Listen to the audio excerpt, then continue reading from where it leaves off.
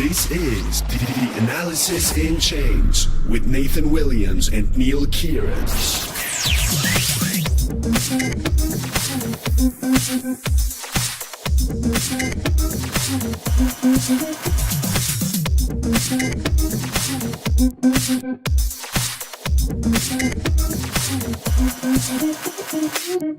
Welcome to Analysis in Chains in Lagos. We're sitting here in Lagos, Nigeria. I'm with David Doepel from Murdoch University, and we've just come from a meeting, a formal inauguration of the Africa Progress Group, where there was a Murdoch University hosted side panel on blockchain and its applicability to Africa. David, how do you think it went? I was really excited to be there in Abeokuta. So the setting for the meeting was the Presidential Library of His Excellency Obasanjo, which I must say is a remarkable building and compound, and the history of his life and contribution, not just to Nigeria but to the continent and globally, was significant. So to have our meeting sort of tucked in alongside of that was quite an honour, really. It was actually really interesting for me because I didn't know that much about him before coming. Like, I've met him a couple of times, and he's very pro-blockchain because of its potential for African development. Yeah, particularly as it relates to anti-corruption. Yeah. And transparency, yeah. But what's interesting about Obasanjo is that everybody here loves him, everybody here knows him. And I was talking to some people and asking why that is. You know, like, both political parties on both sides cannot take a position without it being endorsed by Obasanjo, because if he's against something, it's political suicide to support it. Interesting. And I was asking our friend Kevin about this, and he said, well, essentially it's because Nigeria's liberation story hasn't really concluded yet. You know, like it's extraction from the British Empire. It's standing on its own. This is part of its story. Obasanjo is at the center of it. So it's really akin to meeting someone like Washington or even Lincoln while they were still alive. Yeah. And it's interesting as a Canadian because we don't really have figures like that. But for Nigerians and for people here, his voice is very central. And especially the fact that now with the Africa Progress panel and now with the Africa Progress Group and the amount of international diplomacy he's done, it's really done a lot to raise sort of awareness of African development in general. Well, and the event we were at also included a memorial or a celebration of the life of Kofi Annan, because the Africa Progress Group is a successor organisation, or the transformation, and that was an incredible honour to be a part of that as well. And most memorable for me was one, remarks from Maximilian Jarrett, who's a colleague of ours, and but then Kojo Annan, Kofi Annan's son, and that was incredible. And a standing ovation in his own right, not just for him talking about his father, but his own sense of laying out the agenda for the continent was really significant. And then you know, for us in our conversations, to have a blockchain conference in the middle of that was most interesting. It's interesting for me, just coming from sort of a Western mindset, European and North American. When I think of blockchain, I think of removing power from a centralized institution that the big boys have learned to game. Yeah. Like, because the thing is, we've got systems that have been gamed by billionaires that benefit the rich at the expense of the masses. And coming here and talking to how people hope blockchain will be set up, it's almost the opposite. It's that the institutions aren't really established in many African countries. Or aren't strong enough if they are. aren't strong enough. Most of the leadership is, the power is really in one person without too many checks and balances. And so the benefit of blockchain is actually to come and support the building of these institutions with ultimately the same goal of making sure that power is distributed to the benefit of the average person. Yeah, well, But sure. I mean, there's much more desire to work with the larger institutions, and in fact, it makes a bit more sense than to sort of go rogue and disrupt. Well, listening to Faith Titus yesterday, who's from Port Harcourt and represents a user group there in blockchain, she was just talking about the simple thing of a land registry and registration of title, and how much the current system could really benefit from the core attributes really of what a distributed ledger technology has. And then I was equally amazed, and maybe I shouldn't have been, when Tudor was talking, who's founder of the same user group but based in Lagos. He said they have 5,000 subscribers. Yeah, there are 5,000. Yeah, which blew my mind. There are 5,000 people working on blockchain in Nigeria. Yeah. I shouldn't be surprised.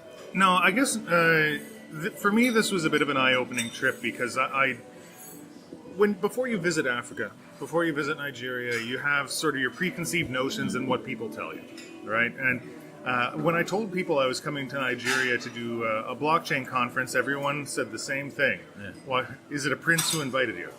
Watch out for the scams, the Nigerian prince. And it's interesting. And he said no, it was a president. Yeah, no kidding. It was genuine president. But it's interesting, sort of this idea and this stereotype that we have. But really coming here, you see, with 200 million people estimated to be living here, Africa development rises and falls with the success of Nigeria. Yeah. It's really like, I didn't realize how central the Nigerian economy and institutions are, and how much everyone looks up to Nigeria as sort of a leadership role, partly because of Obasanjo and his push for African development. Yeah. So I think establishing blockchain guidelines, blockchain regulatory frameworks, getting people involved with this really does come down to these bases, these user groups, these people pushing for new institutions. Well, so Kevin Arama's comments there, which he has made publicly before. Now he's speaking as an individual, not representing the African Development Bank. But Kevin Arama is one of our friends who works for the African Development Bank. Yeah. But the discussion around a Pan-African opportunity, and for this to work at the local level, at the country level, but then at a continent level, I think was significant. Now that can sometimes really slow things down in an environment that is moving incredibly fast, but at the same time also needs to happen. And I think if you think part of our conversation yesterday in the group was also around other locations, geographies in the world where blockchain's taken off, either from a user community or from a regulatory point of view. Looking at what are the ingredients that go together to make for synergy that create a positive environment that would nurture innovation, capital formation, investment, and then transformation as a result. Now, so one of the outcomes from our conversation yesterday was a resolve and a commitment to come back to Abeokuta, to the Presidential Library, and to hold a major blockchain meeting here second quarter next year, and just to keep that momentum going. And I thought that was a really strong outcome. I think so too, especially just given how important it is to get the topic of anti-corruption, of transparency, and of how blockchain can be used for that in front of different African leaders. And to make sure that it becomes sort of mainstream accepted. This is what we're going to do. One theme that has kept re-emerging on this trip is that this concept that Africa is actually a rich continent that has had plundering, poor management, a dark history of different powers fighting, exploitation, and but it has all the potential and all the resources and all the people to actually be quite great. Well, in fact, and that's Kofi Annan's strong core.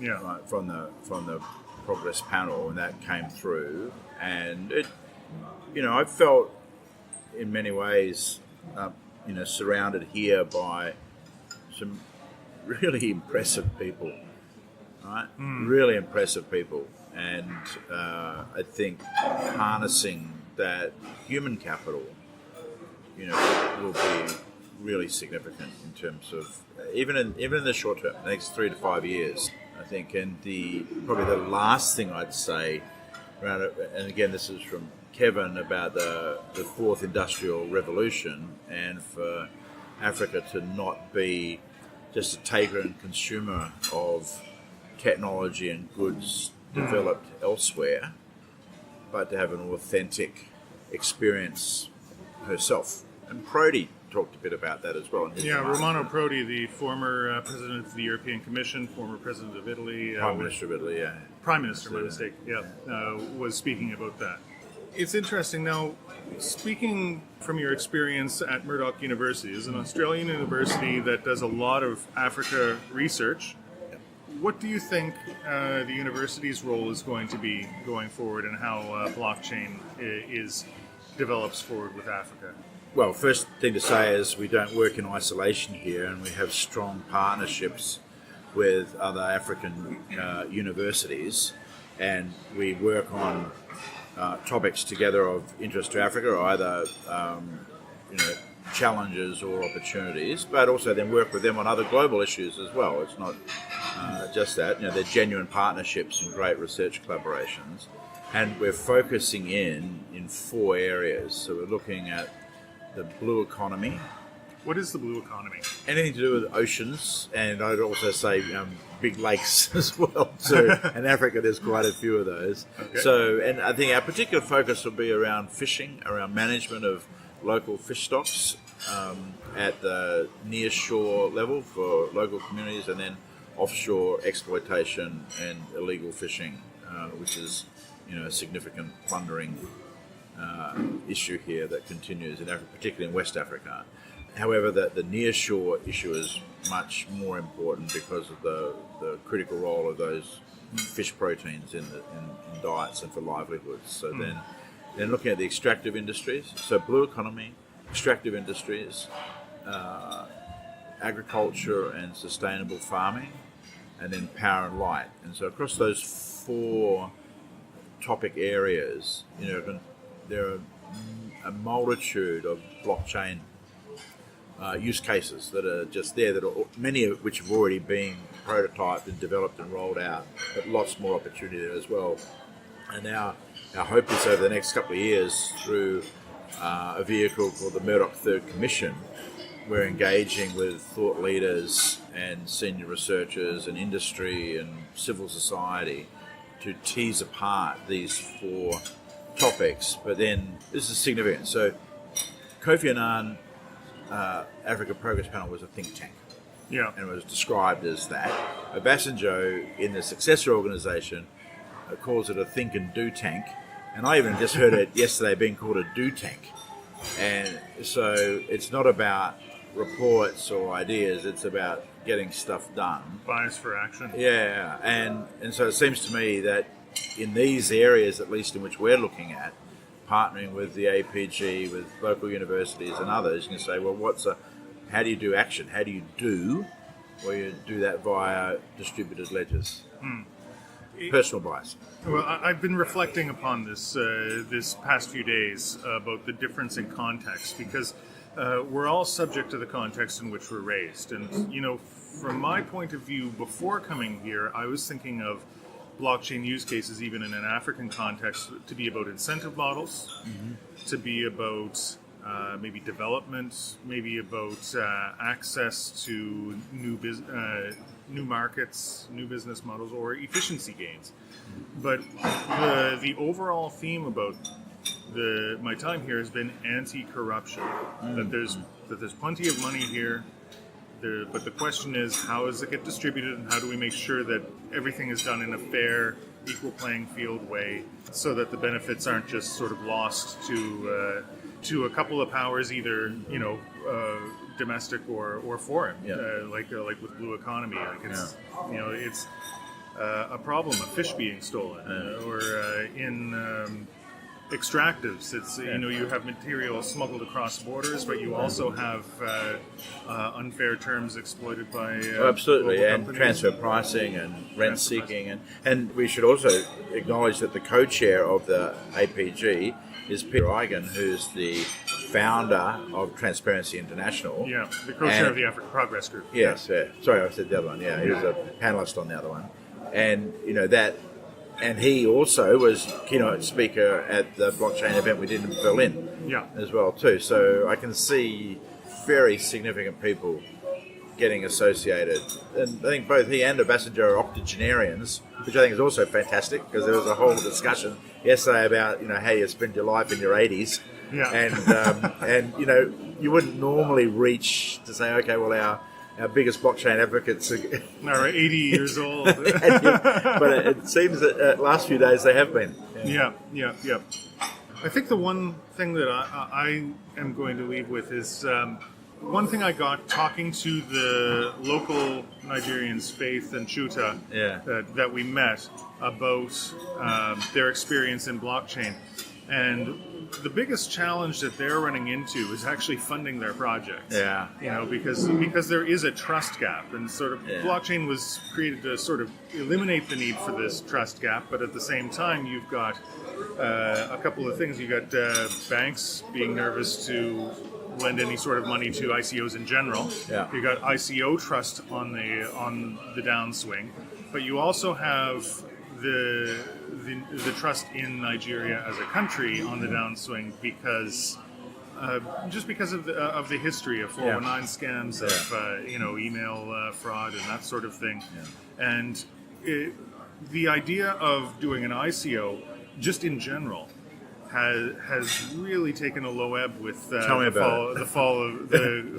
Doing one in another company at the moment. Tell me about it. Yeah, exactly. And so how much harder is it in Nigeria? Yes, exactly. But then getting equity investors is equally challenging because foreign money is difficult to obtain coming in, and local money, you have to really know the right people, and it's a challenge to meet them.